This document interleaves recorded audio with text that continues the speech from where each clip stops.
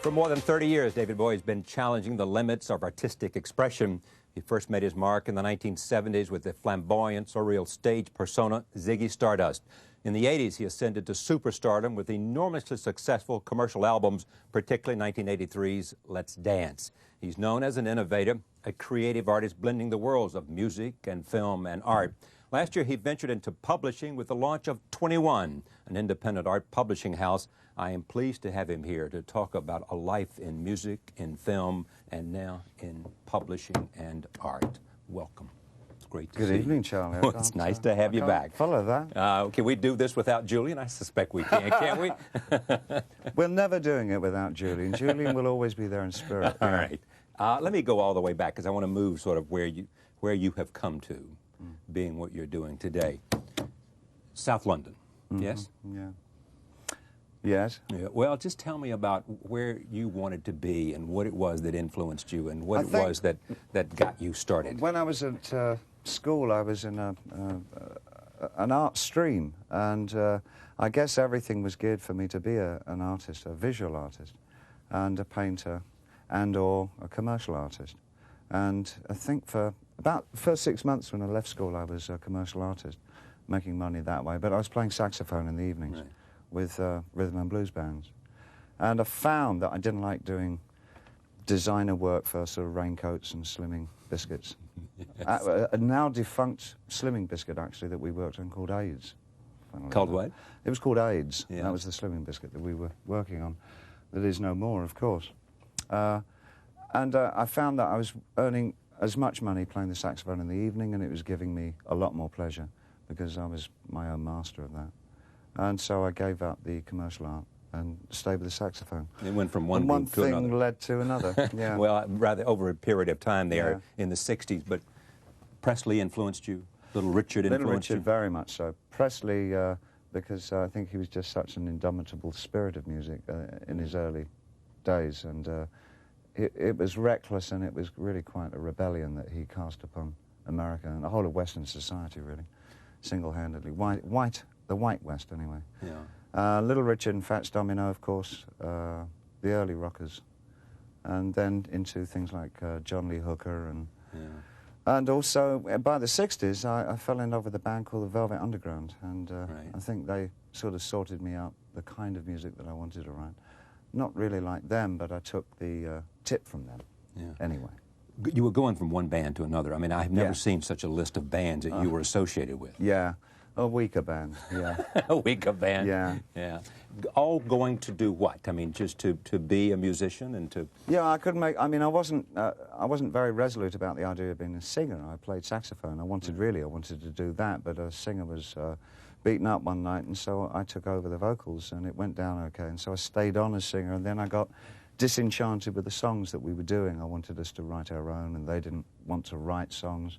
So I got thrown out the band, and then, you know, it was all those kinds of changes. When was it was fairly sort of, it was really, that's a pretty stereotypical beginnings for any person out of England, I think. How did this... But the interesting thing is the percentage of people in rock music that in fact have some kind of art background compared to American bands. A lot of American bands often come from a different kind of background. It's very often a blue-collar kind of background. Right. And they're probably brought up in more industrial towns, and they're... Like Springsteen in New Jersey. Is a typical example. I think in Britain there was really a penchant for anybody studying... Oh, you went to art school to learn how to play the guitar better, it seems to me. And so many of us ended up in rock bands. And I think that gave English rock its kind of character. It gave it the strange quirkiness that it has. I mean... For sure, mine draws on not just rock, but vaudeville and avant-garde, you know. It can wear a red nose and sort of take its clothes off at the same time. This notion of you as an iconoclast, this sense of always striking out to sort of, as we say, push the edges of the envelope, where does that come from? I'm not sure if it's iconoclastic. I think my ideal more is a synthesis rather than anything else. I quite and have always liked the idea of the cybernetics of our culture, the way that you can draw several strands together and create a new thing. I hope and believe that it's that what I do is more of a creative thing in that way, that I think it's fine to draw from opera or from the visual arts, from the underground, from mainstream, and just produce a new blend, which is probably a more complete way of describing the way that we live, and creating a sense of the cultural spin by amalgamating all these different threads. That's what I think anyway. Well, Charlie. one of that's it, isn't it? That's what it's all about. One of the things that people have always said about you is you keep an eye on what's going on with what is new. I can't take my eyes off them. I've got an incredible appetite for what we do and how we do it and how we express it. And ever since I was a kid, I always want to know what's out there. I've always wanted to know what's happening. Do you think of yourself first as a musician? No, music where no, actually, I find that the idea of having to say that I'm a musician in any way is an embarrassment to me, because I don't really believe that. I've always felt that what I do is I use music for my way of expression. I don't believe I'm very accomplished at it. And I give a little sigh of relief every time that I come up with something which sounds whole and complete and sort of functions as a piece of music. I mean, sort of...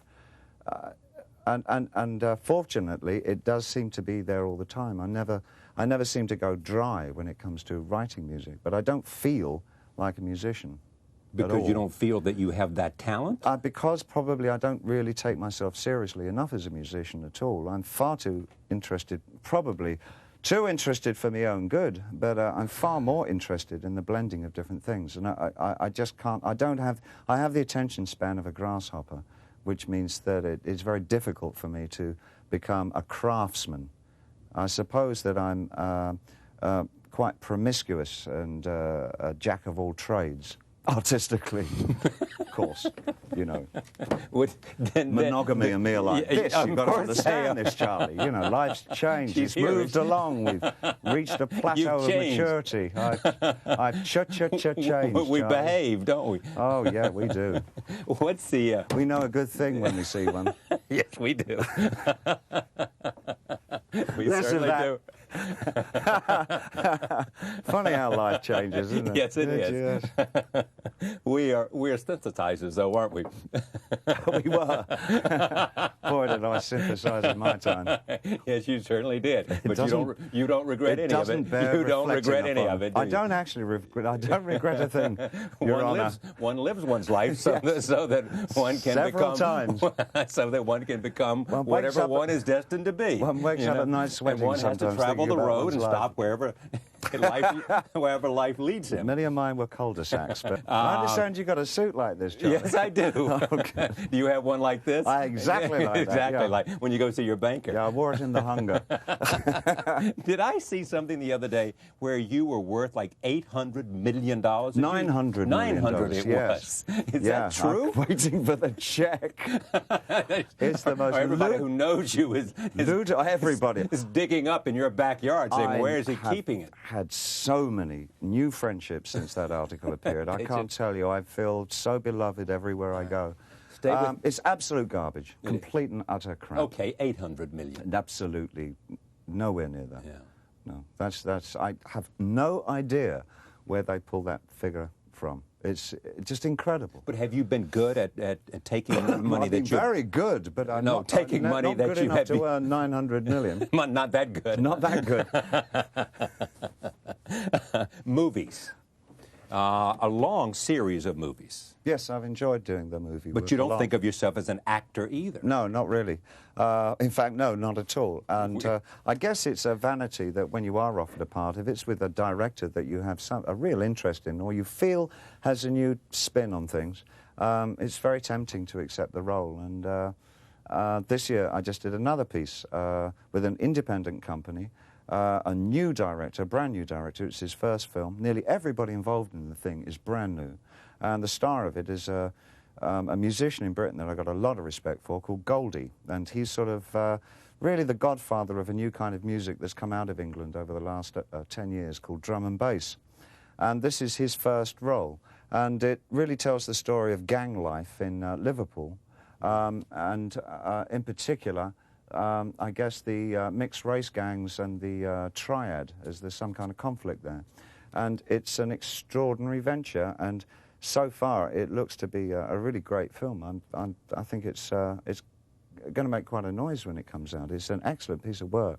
I had no idea. Goldie asked me if I would do it with him, and I had no idea what to expect. And I just wanted to do it because I liked him and all the guys that he was sort of with.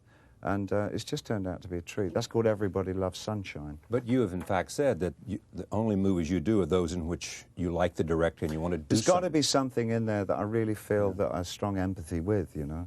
And, of course, you know about me and SKs and, you know, yes. the military and all that.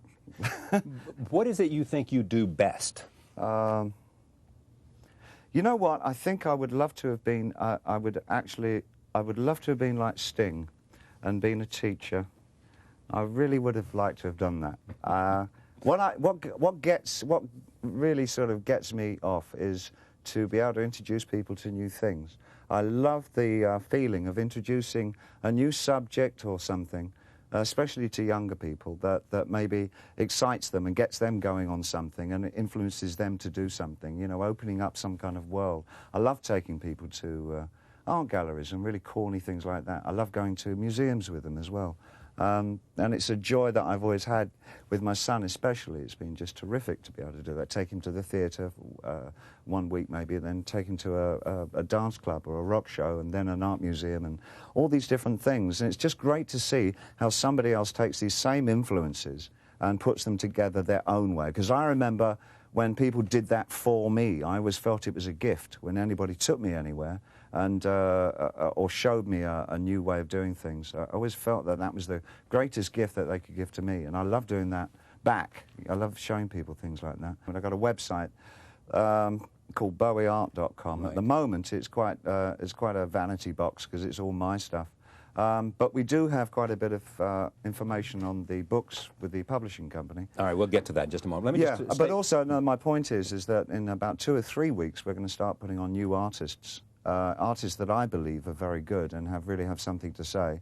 And we're also opening it up more as an e-zine with a lot more articles. And I'm going to encourage the people that are using the site to contribute their ideas and maybe galleries or artists and work that they've seen and have them write in and tell us about it. I want to also get to a place where we can have them download work by artists from this site and interfere with it, manipulate it and put it back up again, which I think is a really nice interactive thing to do, is to mess with an artist's work is, I think, great. Well, I have a magazine here. One of the things that you do for modern painters is you interview artists. Yeah. I enjoy that tremendously. Jeff Koons and others. And I try and make it a deal for myself not to interview anybody that I really don't feel is somebody who has some place or position in my heart as being a pretty good... It's not somebody you like or curious about. I mean, because I'm a so-called celebrity interviewer, I kind of rather take advantage of that and just go for the people that I really want to interview. It's not a job in that way, you know, go and interview him or her, whatever. I kind of suggest the people. You go where your curiosity takes you. Yeah, well, if you got it, use it. You know. You're painting. We're going to see a few here. Okay. How long have you been painting? Probably, again, I guess it all started bubbling up to play music and sing and paint all around the same time. About 8 years old, I guess I started. Taking it seriously, when I was around 18 or 19, I took it more seriously. And it's gone through ups and downs, you know, zeniths and sometimes years. Well, funnily enough, when music starts to decline in my interest, where there are moments when you really feel like you haven't got it, that you've got nothing really to express, that it's going wrong, you've lost the plot. At those times, I found that painting has really sort of taken over, and I've produced an awful lot during that time. But they keep balancing each other out. I used to find that they would balance each other very well. So when one's down, one is up. Yeah, well, I had a way of working through musical problems by painting them out at one time, and that seems to have disappeared over the years. But you've lost that ability? Yeah. For one reason or another, that seems to have changed now. All right, let's take a look at some of them, and then we'll come back. These are the kinds of images that have been downloaded. These have been, in fact, downloaded by our group here from your website, www.bowieart.com. Okay, let's take a look at the first thing. What's that? Could this be Iggy Pop, huh? It certainly could be Iggy Pop. That's Iggy Pop in 1976, as I saw him, when we were living in Berlin. We just moved. We both had fairly severe drug problems. And so to rectify that, we moved to Berlin, the heroin capital of the world, which I guess in retrospect doesn't sound like a terribly sensible No, it doesn't thing. sound very smart to me. And that's a picture of Jim turning blue in his apartment in Berlin. That's a portrait of me turning into the Lion King. This is 1995, yes, though. yeah. I was quite prescient with this because I knew that was going to be a musical. Now, who influences you in your painting? A lot of people influence me Yes, I know. into not painting. But we want to spare them the credit, don't we? You know what? I have no loyalty to style whatsoever. I mean, one day I can be a complete minimalist and just paint a stick of wood white, and the next day I want to be quite florid and painterly and do something like the Iggy Pop painting. But tell me the satisfaction of completing a painting where you're on, that you like a lot. For me, the satisfaction of that. For me, to be quite frank, it's finishing it so I can get on to something else. I mean, it's just getting weird. through it? It's getting through it. It's the process. There's something in it that it just turns me to jelly. My heart and my mind just become... I can't explain it. It's a very strange feeling. It's not particularly pleasant either. I can't really say that I enjoy... I can't really say that I enjoy music or painting in quite that... I mean, it's not like sex or something, which you can kind of really enjoy. There's something really... It's important. But there's something volatile, emotive, and something that makes me really quite angry about going through the process of both making music and doing visual arts. And, but visuals are... But, you know, I guess that's my problem. No, but let's deal with your problem. But if you deal with my problem, I might not be able to do these things again, you see. I'm wary of analysis. Yes, sir, but let me point out to you, knowing your history and knowing your family and knowing your background, you have always resisted any suggestion. I want you to look over this way when I'm talking to you. I'm getting deeply into those eyes. Yes, I know you are. You were getting into those eyes, weren't you? Now, why are you What's this about? You have always resisted any notion that this creativity that you have comes from any sort of dysfunctional or madness out of family. I think... I've often wondered if actually being an artist in any way, any nature, is a kind of a sign of a certain kind of dysfunction, a social dysfunctionalism anyway. It's an extraordinary thing to want to do, to express yourself in such rarefied terms. I think I think it's a loony kind of thing to want to do. I think the saner and rational approach to life is to survive steadfastly and create a protective home and create a warm, loving environment for one's family and get food for them. That's about it. That's actually all. Anything else is extra. All culture is extra. Culture is, that's, I guess it's a freebie. It's something that we only need to eat. We don't need particular colour plates or particular height chairs or anything. I mean, anything will do, but we insist on making 1,000 different kinds of chairs and 15 different kinds of plates. It's unnecessary, and it's a sign of the irrational part of man, I think. We should just be content with picking nuts. Not mine, I might add. You were so on. Let me see the next slide. The next thing is an acrylic and computer collage on canvas. Yeah. Yeah, what I do, I take... this is 1997, and we're not... Yeah, no, we're very recent now. This is what it looks like now. It's not so expressionist, is it? There's a kind of... No, there's nothing. There's, I think probably I'm getting influenced by what's called bad painting, which is in vogue. If you want to know about bad painting, ask Charles Saatchi, because he bought everyone in England. He did? every single bad painting in England, I believe. And did he put him except that one. But he hasn't bought that one. Did he put him in storage somewhere? He's probably sold them by now. You know Charles. Yes. All right, next slide. Yes, bad painting meets expressionism. You see, I can do them all in combinations. Yeah. You just tell me who you want. All right. And you'll get it. Yes. That's what this is. This It's is just acrylic this, and yeah, these are a series of paintings of people that come in and out of my life, and I just do very quick sketches and take photographs and Polaroids and produce very fast and, in a way, I think they're fairly accurate portraits. And who might this be? This is a trucker. No, there are not too many truckers in my life, Charlie, but this one obviously made a mark. It must have been the underhang. Yes. Would you call that an underhang? Well, it's not an overhang, is it? No, well, I guess it could be an I guess underhang. so, yeah. Next slide. That was a rather, I guess... Another self-portrait. Yeah, but, these come from a series of 5 paintings that I did as a potential cover for an album called Outside, and this, in fact, was the one that I chose as the cover. What happened to the album?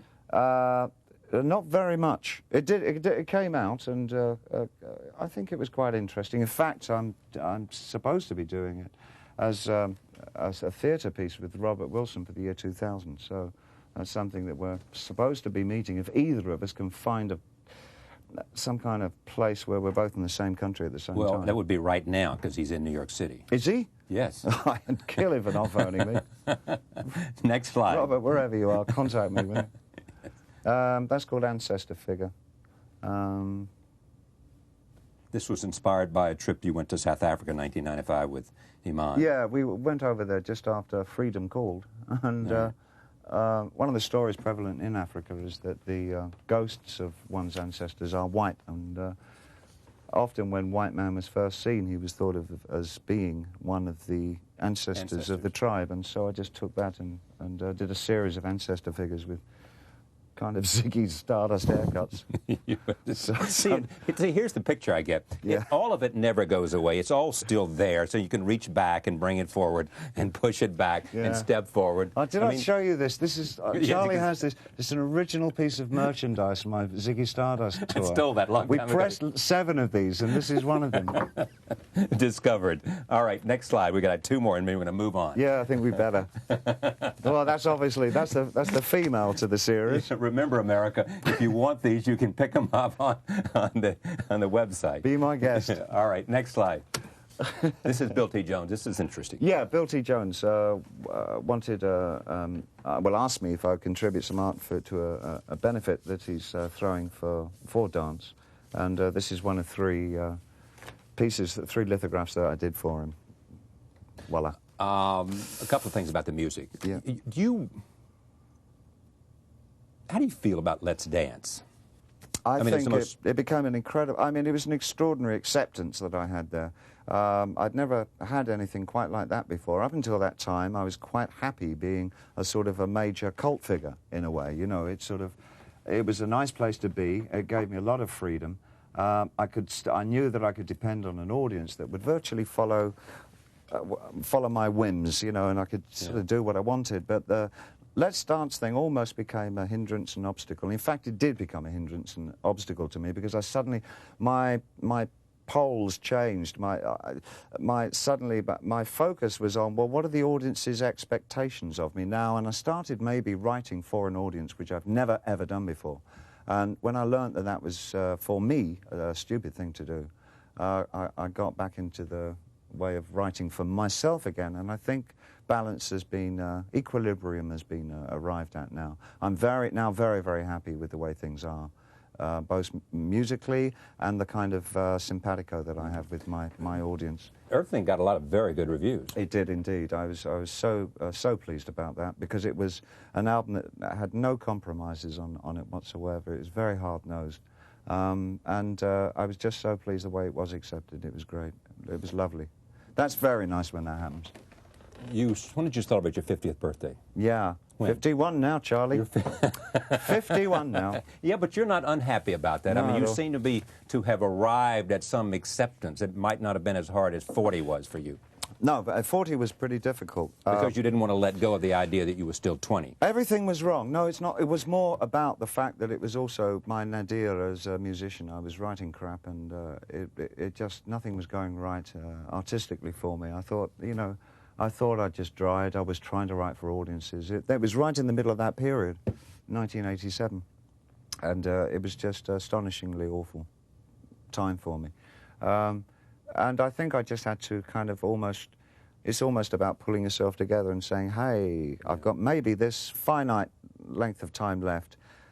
I really would like to enjoy it. So, you know, stop self-pity and stop all these kinds of things and just pull yourself together and maybe make some decisions about what it is you really want out of life. And I think the first thing I wanted was each day to be really good. And so I had to go about changing everything in my life.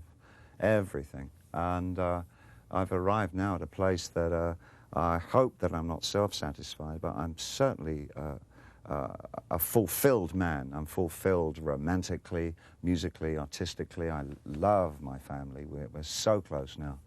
I have a terrific relationship with my son. Just, I can't tell you how great. And so it's something I just want to keep on the front burner every day. I just want it to be just like that until death strikes, you know, and that would be cool. Good for you.